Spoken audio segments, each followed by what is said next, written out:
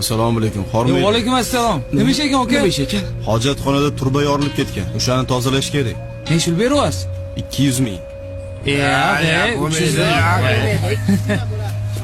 Ustimizdan kiryapti. Assalomu alaykum. Va alaykum assalom. Shuni 300 ming qilib bera olmaysizmi?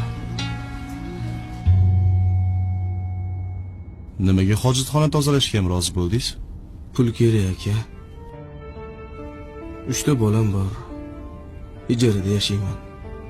3-farzandim nogiron tug'ilgan. Ayolim bechora ertalabdan kechgacha shu farzandlarim bilan doktor yuradi. Endi o'zingiz o'ylab ko'ring aka. Shu qora ko'zlarim oldiga qanaqa qilib quruq qo'l bilan kirishim mumkin? G'ururga qorin to'yg'izib bo'lmayapti. Oling. Yo'q aka, ololmayman. Bu ko'p-ku. Oling. Nimaga? Ish qilmadim-ku hali. Aslida hech qanaqa ish yo'q edi. Men ehson qilmoqchi bo'lgan pullarim bor edi. Haqiqiy muhtoj odam qidirib yurgandim. Mana endi topdim. Sizga o'xshagan ishi arzon, g'ururi qimmat insonlar ko'paysin.